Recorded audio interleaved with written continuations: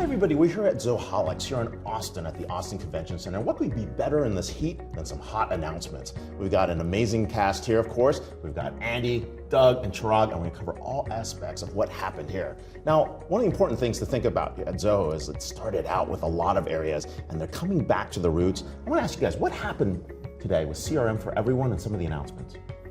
Andy, what does that mean to you? So to start with the CRM, they're moving from just, you go to a CRMS and try to make things work. They're trying to blend every one of the workflows. Everyone can start using it, whether it's a sales groups, marketing groups, and all that. So it's kind of blending in. That's a theme across the board, including AI. So a lot of good announcement. Loved it. Yeah, I think the key point on CRM for everyone was getting it beyond the sales force, looking at the processes that involve marketing, that involve customer support, even into legal and areas, so that you have a process, but you have the connections beyond CRM through email, through spreadsheets, through texts. So they want to bring everybody in, and they're going to do that with a kind of a lower price for the people that are in non-sales roles, yet to be determined exactly how much lower that price will be, and some templates for some really common things like customer onboarding, like contract requests, things of that nature. No, it makes a lot of sense. Chirag, what do you see there? The CRM for everyone is interesting because CRM has not been for everyone in the past, and most people did not necessarily see the value in it. They just didn't know why they would log into a CRM system. Yeah. Zoho wants to change that. So it's interesting to see that some of the use cases where they joked about now admin just got a promotion because admin can now delegate things to other users. So there's a cohort of non-sales users in all lines of businesses in an organization who can benefit out of the tool that folks have actually invested in, which is a really good point, because traditionally they actually have not seen as much value from a tool. What I'm really excited about this is because we often talk about happy employees make happy customers, and by being able to empower people within workflows that are traditionally not in your order to cash or campaign to lead or your marketing workflows or service workflows issue to resolution, you can now expand that to additional stakeholders. And by doing that, that means you're getting more data points. You're actually digitizing a lot of those processes over time, and you're building a foundation for really understanding your interactions. The holy grail, as we all know, those interactions allow us to do data decisions, which means that they're going to be able to get to higher levels of precision in their AI by including more people. And so to me, that CRM for everyone is very, very important, because now they're adding more users, they're adding addressable market, and it's a great way to kind of expand and build up what's happening. I wouldn't underestimate the challenge here. People have been talking about the shortcomings of CRM for a long time. This is a big cultural ask, and an ask, again, on that cost front to spread this app to more users. But if there's one company that could probably do this, it's Zoho, because of its really long-term focus. I think they'll get the pattern of their customers who typically start expanding their use of products. So I think they may be able to pull it off. No, and it's a great point, right? The challenge in CRM systems is that people are doing all the work. They're earning the data. So as things become more automated over time, the ability to actually grab data ambiently in the background, I think is going to help a lot. We're going to see that play a role. Yeah, usability could be an issue depending on who the user is, because if the user is like a very low-level, non-techie user, if they're trying to move CRM to that, the CX user experience could become a problem. Let's see how I'm in the flow, what happened to my device, boom, I checked in, boom, I got a data point, and I can use that to drive context. Right. And that's where I can see some of the opportunities. Let's talk about some of the other opportunities out there. AI, what's going on there, Andy? Oh, ton. So, a few things that they announced that I really liked. One is, most of the other companies, if you look at it, particularly when it comes to training data and the whole 9 years, they will train and then they won't give you an option to opt out to begin with. By default, you're in. And then you have to go beg them to take you out. So Zoho takes a different approach. They're talking about, I give you an option, by default, you're not up to date. If you really want your data to be used in a training data, then you have to come and let us know. That's a huge difference. Most of the companies so we're opting in. It's a physical opt-in. It's a physical opt-in that you have to opt in to get your data specifically trained using Zoho's AI. That's one major difference. The second one I saw was that, they're also talking about every other company. If you think about it, they talk about, I'm building this one, I'm building an LLM, I'm building a whatever, right? AI kind of sticks out. But Zoho specifically talked about we want to blend AI into all our applications, so you don't even know AI exists. That's the way it should be, right? You don't know that AI is doing the work. They already have enough of the applications using some of the AI underlying, but you don't know that they are using it. And that's how ultimately it should be. It performs certain function, but you don't know they are using it. Yeah, That's another huge thing, right? No, I love that ambient experience in the background. It's huge. And then also the other thing that they're thinking about, they don't want to force you to use one model, the same going back to the theory. That I'll provide an LLM, you got to use that. They're not looking at that. They are looking for you to use, you know what? We'll give you a couple of models. Zia is their model, of course. We'll give you a couple of models. If you want, you can use that. But if you want to use someone else, they're okay with that. They are actually supporting right now Anthropic, Cohere, OpenAI, and the Vertex AI as well. And they're planning to build more into that. In other words, they want to become a platform. There are a few other vendors talking at the same level. So I want to give a platform. You want to use mine? Use mine. If you don't want to use mine, bring what you're comfortable with. We'll work with that. Well, that's great. Bring your own model, keep some choice, allow that to happen. What's going on the privacy front? Privacy is very interesting. As the folks might know, Zoho, they own their own data centers. Yes. They don't run on public cloud. And anything that they do from a customer data perspective, end user data perspective, they're very intentional about that.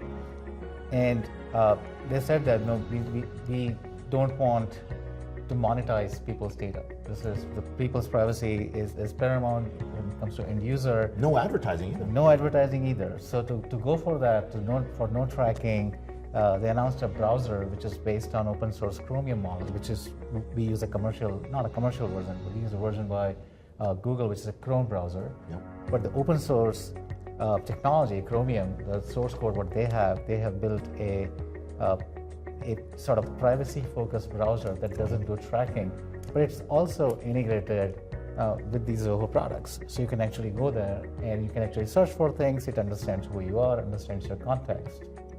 It's like a built-in portal app store rolled into one with a security layer. Right. And speaking of that, understanding who you are, they announced a few other things as well. One goes on the directory side of the houses, so which is a version of an identity management system. People struggle to manage identities in an organization. It's a key part of cybersecurity. Yep. And two other things where they have a vault, which is where you securely store your credentials. And the last thing is a password manager and multi-factor authentication, which they actually support for all the users. So this not only applies to Zoho products, but it kind of goes beyond that. So many customers and some of the partners we actually talked to at the event, they've been using these products already for all of their applications. It's not just limited to Zoho. So it's interesting that they are really privacy focused in delivering their experiences. And as Andy kind of talked about, it's an explicit opt-in when you actually want to go with AI. So anything and everything, what they do is keeping the privacy and security in mind. We've been using the EULA browser at Constellation Research for close to a year, and it's really nice to love it. Do a lot of surfing and not suddenly see ads for those things the next wonder day. why I don't get offers anymore, but okay, yeah. And wonder why YouTube blocks you all the time, saying that you're using an ad blocker, we won't let you see it. Oh, actually happens all the time. It's great. But the privacy part, for Sridhar to come on stage, boldly make a statement saying that, you cannot just monetize the data. That's not ethical, that's moral, saying on stage. You need not a just moral doing stance. it. Yeah, it is. Yeah. They're drawing a line, that thin red line, and that's going to be interesting. That's going to be one of the battles there. Doug, what are you seeing as well? What's going on the dev side? Well, I wanted to bring up a lot of stuff on the dev side with Zia Developer and Catalyst. Too many things I had to list them here. Signals, a new event, a business hub, Slate, a customizable front end, pipelines, a CI/CD capability, a new NoSQL database, integrated apps into all the app building, so you can tell what's, you don't have to bring a Google data in to understand what's going on with the popularity of your apps. It has analytics on the apps you're developing, and AI everywhere. So they're weaving the AI into the development. And Sridhar was, I think, really excited to talk about, a 10x improvement in developer productivity. And he was talking about the end of software. That's been a debate recently in Silicon Valley. That as the cost of software goes down with Gen AI helping considerably, it's really going to change the dynamic of Our colleague Holger Mueller would be like, that's an enterprise application platform. But when you look at this, right, you're seeing, we're at the beginning of the stage where, would you say that's comparable to what AWS is trying to do, provide the tools for companies to be able to build? Yeah, the breadth and, Sridhar talked about the breadth and depth of this company just getting broader and deeper, and the development area is really crucial. Yeah, they invested into significant investment into low-code, no-code, as well as pro-code platform Catalyst. AI makes it easier for the ecosystem to actually go build products, extend what Zoho has, and build completely new experiences that may or may not have anything to do with Zoho, and that is making things easier. So it's not necessarily a 100% general purpose platform, but they're making it a lot easier for developers who might not necessarily have Zoho experience in the past, but making it easier for them to actually go build application as quickly as possible. Going back to AI, they're very mindful of, they own their own data centers, very mindful of power consumption. And, and as we all know, the GPUs actually consume a lot of power, so if you want to be a sort of key AI player, it's actually not very easy. So there's a lot of investment, a lot of research going on the lab side of the house, where they're looking at creative ways of delegating very specific part of workload to a GPU and keeping everything else on CPU. So they are looking at creative ways to minimize power because it directly affects sort of their bottom line and their ability to deliver those cost savings to their customers. So going back to your point about AWS versus Zoho differentiation. Yeah, I'm curious. AWS is more about PaaS and infrastructure level. Zoho builds 150 applications, enterprise applications they have. So they are level up. So they are delivering end user experience and the products and the apps to them, whereas AWS stays at the lower level. I provide those, you build what you want. So that's a major difference. Yeah, we're seeing that convergence start to happen. So we're going to see actually where and how quickly people start going across stacks, especially given on the cost of delivery. We're in the middle of what we call margin compression at this moment, and if you can deliver something 10 times better at 1/10 the cost, you win. And we're definitely seeing that here at Zoho today. Any last thoughts? What are you seeing? What do you hear from customers? Doug, what's going on? Well, I just think the culture is what usually knocks people out about What do you Zoho. love about this culture? What's pulling them in? Right? Because everybody here has that same sentiment. Well, I think they can deliver value because they're not over leveraged. They're not in the lavish office towers. Who are you making fun of? What are we talking about here? They're not overextended. Private company, doesn't get tied up in valuations. Values its employees, has really low turnover with employees, so they're not every training and glass training database staff. towers, phalluses, and star buildings are in the way. Is that what you're talking about here? Yeah, I'm talking about those values, and I think whenever we hear Sridhar talk about Zoho values, I think it really clicks with the customers, And the particularly employees. at the customer events, and absolutely the employees. They're happy. What do you think, Chirag? They are not rushing to things. They're not chasing anything. Why aren't they in a hurry? We're all in a hurry. What's going on? They have never been in a hurry. To Sridhar's point, like when we are ready, we are ready. We will actually. Well, how do you know when you're ready?